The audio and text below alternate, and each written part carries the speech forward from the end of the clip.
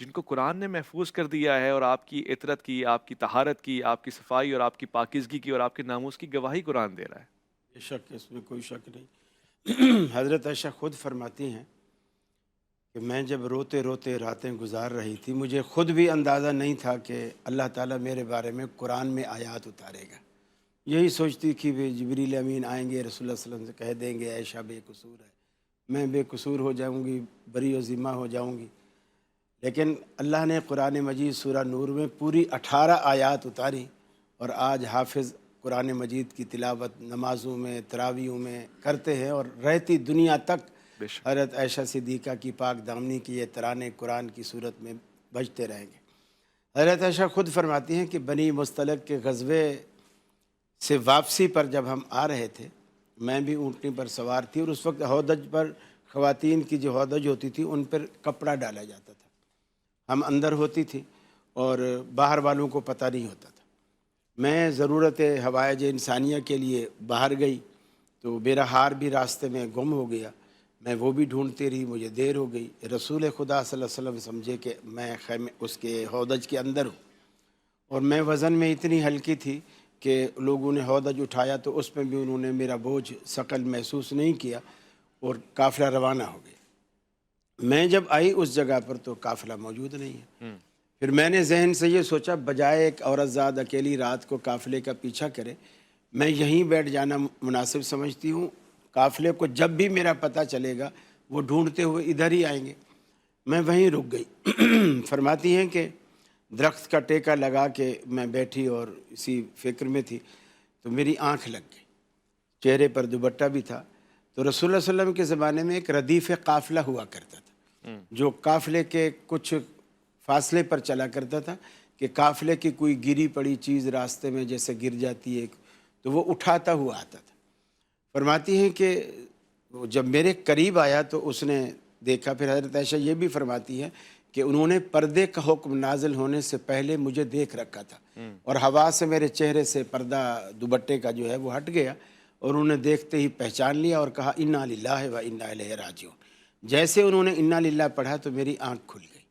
میں نے فوراً سب سے پہلے اپنا دوپٹہ صحیح کیا، چہرہ ڈھانپا، انہوں نے میرے آگے اونٹ کو بٹھایا اور مجھے کہا کہ اس پر سوار ہو جائیے۔ میں سوار ہو گئی، وہ پورا راستہ پیدل چلتے رہے، میں اونٹنی پر سوار تھی، راستے میں نہ اس نے مجھ سے کوئی بات کی نہ میں نے بات کی۔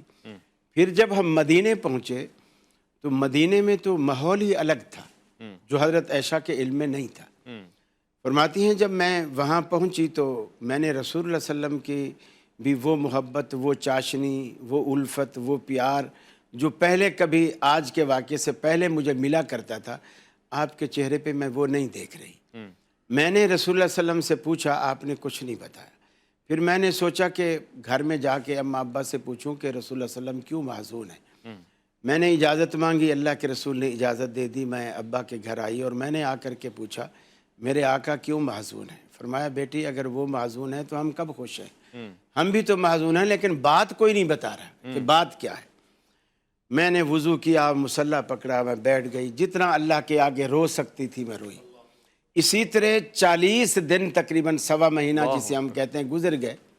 اب دیکھیے اللہ رب العالمین، بندہ جتنا اونچے درجے پر ہوتا ہے اس کی آزمائش اور امتحان بھی اتنا ہی بڑا اونچا اور مشکل ہوتا ایسا ہے۔ ہی ہے۔ فرماتی ہے میں 40 راتیں روتی رہی، آج پہلی دفعہ اللہ کے رسول میرے گھر کے دروازے پر آئے، دستک دی، میری ماں نے دروازہ کھولا، انہوں نے داخل ہوتے ہی فوراً کہا میری عائشہ کہاں ہے؟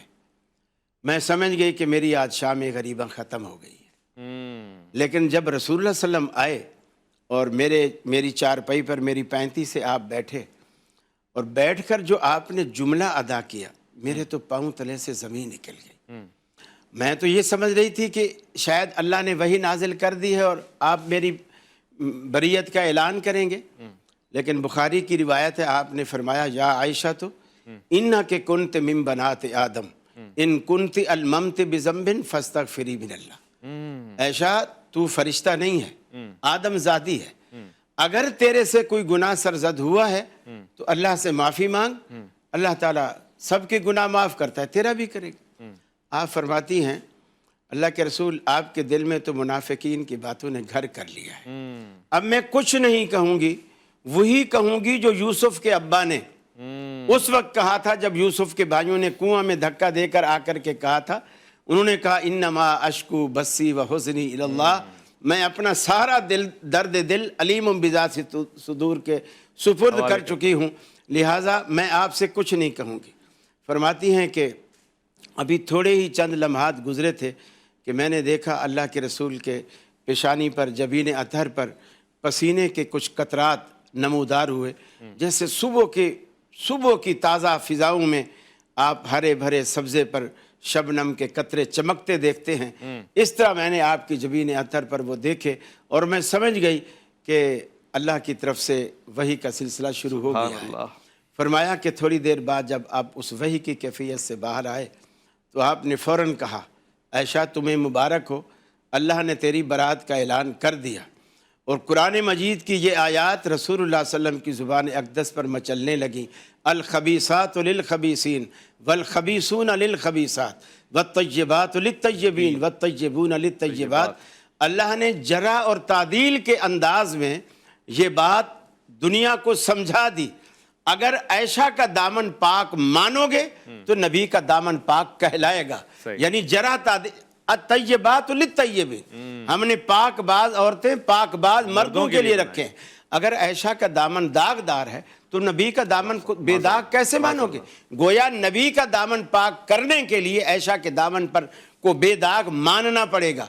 और खबीस औरतें हमने नबी के घराने के लिए नहीं, खबीस औरतें हमने खबीस मर्दों के लिए रखे हैं। और ये तो सैयदुल बशर हैं, इमामुल अंबिया हैं, फ़ख्रे कायनात हैं। आपके घर में हम ऐसा इंतखाब करते। और जैसे मोहतरम मुफ्ती ज़ुबैर साहब ने फरमाया कि ये इंतखाब अल्लाह का था। जब रसूलुल्लाह सल्लल्लाहु अलैहि वसल्लम खुद इतने परेशान रहे ना, आपने सहाबा से, अज़वाज मुतहरात से, अपनी खादमाओं से मशवरे किए जो हज़रत ऐशा के ज़्यादा करीब थी। उनसे मशवरे किए कि ऐशा के किरदार के बारे में मुझे बताओ। किसी ने भी उंगली नहीं उठाई। सैयदना फ़ारूक आज़म से भी मशवरा किया। जब हज़रतना फ़ारूक आज़म से मशवरा किया तो उनसे पूछा, उमर तुम बताओ ऐशा के बारे में क्या जानते हो? उन्होंने कहा, अल्लाह के रसूल मैं तो अपना जवाब बाद में दूंगा, पहले मुझे ये बताइए कि ऐशा को आपकी बीवी बनाकर आपके घर में लाने वाला कौन है? हदीस में आता है सैयदना उमर फारूक के इस सवाल पर रसूलुल्लाह सल्लल्लाहु अलैहि वसल्लम मुंह से कुछ नहीं बोले, उंगली आसमान की तरफ उठा दी। अल्लाह कि ये इंतखाब करने वाला तो अल्लाह है। फिर फारूक आजम ने कहा, अल्लाह के रसूल फिर आप फारूक से पूछते हैं, उमर से पूछते हैं, आप उससे पूछें कि उसने किस हस्ती के लिए किसका इंतखाब किया है। क्या उसका इंतखाब कभी गलत हो सकता है? सारी कायनात गलत हो सकती है, अल्लाह का इंतखाब कैसे गलत हो सकता है? अल्लाह के रसूल को इस जवाब से इतनी तसल्ली हुई, आपने कहा जज़ाकल्लाह इब्ने खत्ताब, तूने तो मेरे सारे दिल की गिरानी दूर कर दी। फिर आप वही का इंतज़ार करते रहे। वही हज़रत ऐशा के घर में जब वही आई, उस वक्त जब हज़रत रसूलुल्लाह सल्लल्लाहु अलैहि वसल्लम ने फरमाया ऐशा मुबारक हो, तो हज़रत ऐशा की अम्मी ने कहा, ऐशा उठो और रसूलुल्लाह सल्लल्लाहु अलैहि वसल्लम का शुक्रिया अदा करो। आपने फरमाया, अम्मी नहीं, अल्लाह अकबर, अम्मी नहीं, मैं इनका शुक्रिया अदा नहीं करूंगी। मैं तो इनके घर से रोती भी आई, मैं उसका शुक्रिया अदा करूंगी जिसने मेरे आंसू अपने दामन रहमत से पूछे। ये प्यार है, ये प्यार है, ये लाड है। जी जी जी। और एक औरत को अपने शौहर के ऊपर, खासकर जब वो दोनों एक दूसरे से मोहब्बत करने वाले हैं, इतनी बात का हक होता